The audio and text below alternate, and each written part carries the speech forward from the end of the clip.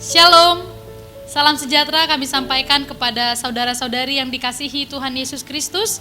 Marilah kita mempersiapkan diri kita untuk mendengarkan firman Tuhan, sabda kebenaran firman Tuhan yang akan menguatkan kita.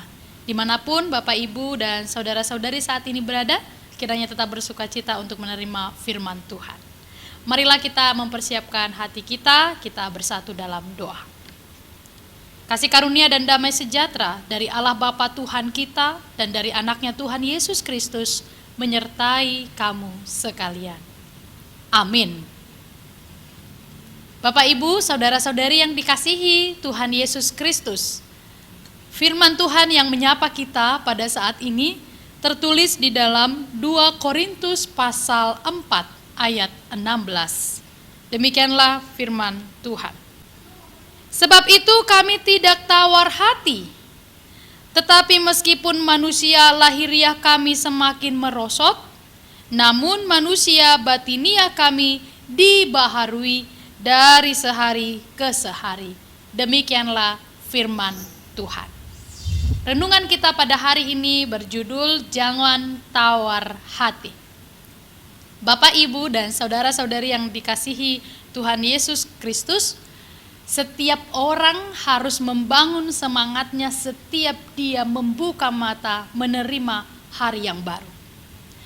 Tetapi untuk membangun semangat yang demikian, seseorang perlu memiliki satu hal yang menjadi kunci, yaitu dia tidak menjadi tawar hati. Sebab jika kita tawar hati, maka tubuh lahiriah atau jasmani kita, yaitu yang terdiri dari organ dan sel ini, akan juga mengalami penurunan daya, atau juga bahasa yang disebut di dalam surat Korintus ini merosot. Tetapi jika kita tidak tawar hati, maka walaupun tubuh kita merosot atau tubuh kita kehilangan tenaga, tubuh kita dalam kondisi sakit, tetapi manusia batinia, artinya iman kita, akan terus mengalami pembaharuan. Saudara-saudari yang dikasihi Tuhan Yesus Kristus, seperti apakah yang disebut tawar hati? Seperti yang kita ketahui di dalam Kamus Besar Bahasa Indonesia, kata tawar memiliki arti tidak ada rasa, tidak ada kekuatan, tidak memiliki fungsi, tidak memiliki daya. Jadi ketika seseorang tawar hati, itu berarti dia memiliki hati yang sesungguhnya tidak peka lagi, tidak sensitif lagi pada keadaan di sekitar. Tawar hati juga berarti adalah orang yang tidak mau tahu, orang yang tidak peduli akan sekitarnya, bahkan tidak peduli juga pada dirinya sendiri. Oleh sebab itu, bagaimanakah caranya supaya kita tidak tawar hati? Sebagaimana yang ditawarkan oleh Paulus di dalam nats hari ini, yaitu dengan cara mengungkapkan segala isi hati kita secara jujur kepada Tuhan. Kebanyakan orang mengartikannya jika dikatakan tawar hati adalah hilangnya minat atau semangat. Boleh juga kita terjemahkan tawar hati itu adalah tidak antusias, tidak bernafas, tidak hidup, tidak peduli, apatis, hatinya menjadi dingin. Oleh karena itu, seseorang yang sudah jatuh sampai tawar hati, ini adalah tanda-tanda merosotnya iman atau kepercayaannya. Oleh karena itu, jika seseorang dibiarkan tawar hati, jika dibiarkan hatinya dingin dari sehari ke sehari, maka tentulah itu akan berdampak buruk. Seperti sebuah makanan yang tidak sehat dan terus-menerus kita konsumsi, maka akan memberikan dampak yang buruk bagi tubuh kita. Seperti itu juga jahatnya ketika orang sudah tawar hati. Dia tidak peduli lagi pada orang yang kesusahan. Dia tidak peduli lagi ketika dia mengucapkan kata-kata padahal itu sudah menyakiti hati orang lain. Dia tidak peduli lagi ketika tindakannya ternyata membuat orang sakit hati. Itulah orang yang sudah tawar hati. Tetapi di sisi lain, orang yang tawar hati juga ternyata orang yang memiliki atau orang yang selalu pikirannya pikiran-pikiran negatif, maka dia akan hilang dan tidak pernah memiliki pikiran yang positif. Orang yang tawar hati akan kehilangan gairah dalam hidupnya. Pandangannya selalu negatif terhadap orang lain, bahkan juga terhadap dirinya sendiri. Pernahkah kita merasakan demikian, saudara? Kita tawar hati, bahkan kehilangan gairah dalam hidup kita, berpikir negatif terhadap diri kita, kepada anak kita juga pikiran kita negatif, suami kita juga pikiran kita negatif, kepada siapapun pikiran kita negatif. Itu adalah salah satu barometer orang sudah mulai tawar hati. Tidak pernah ada pikiran positif di dalam dirinya. Maka hilangkanlah itu, sembuhkanlah itu. Kita tidak boleh memiliki pandangan yang selalu negatif terhadap diri kita, terhadap Tuhan, terhadap sesama, bahkan terhadap Tuhan. Ketika kita memiliki pikiran yang negatif kepada Tuhan, maka kita akan meragukan Tuhan. Kita akan bertanya apakah Tuhan itu bekerja dan ada dalam hidup kita.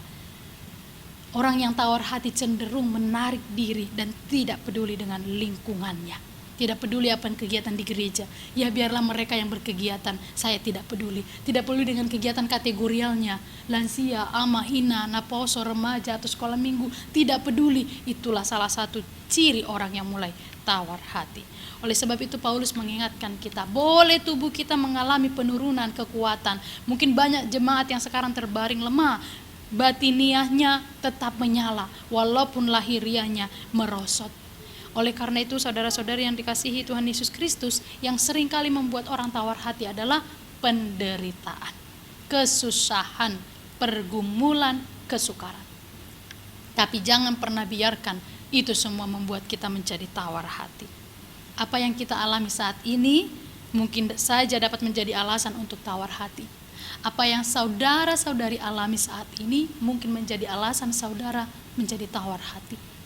Terbaring terus di tempat tidur, sulit untuk beraktivitas, atau juga perekonomian yang terus-menerus mandek bisa membuat kita tawar hati.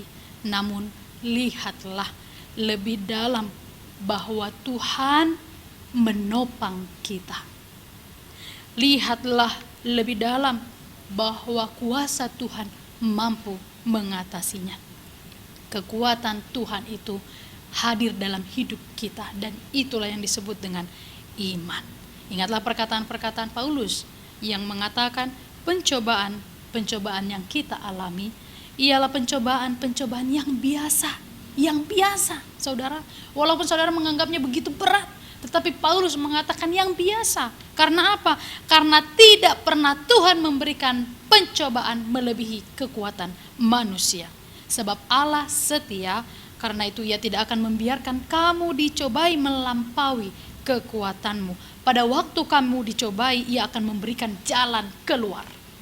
Ingat saudara-saudari, ketika kamu dicobai, Ia akan memberikan kamu jalan keluar sehingga kamu dapat menanggungnya. Baik sakit, baik ekonomi, baik kehidupan di tengah keluarga, Tuhan berikan itu semua, tapi Tuhan berikan jalan keluar. 1 Korintus 10 ayat 13. Karena itu janganlah tawar hatimu, saudaraku, karena apapun yang terjadi dalam hidupmu, milikilah semangat karena Tuhan memberikan kekuatan.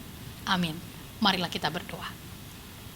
Bapa Maha Baik, kami bersyukur karena rahmat-Mu yang mengalir dalam kehidupan kami. Terima kasih untuk segala kebaikan-Mu, dan terima kasih untuk firman-Mu yang telah dinyatakan pada saat ini. Dan kiranya firman yang telah kami dengarkan sungguh menguatkan, menopang kami. Berkatilah setiap pendengar firman-Mu pada hari ini, agar tidak tawar hati, agar tidak cemas, tidak khawatir akan penyediaan Tuhan dalam hidup mereka.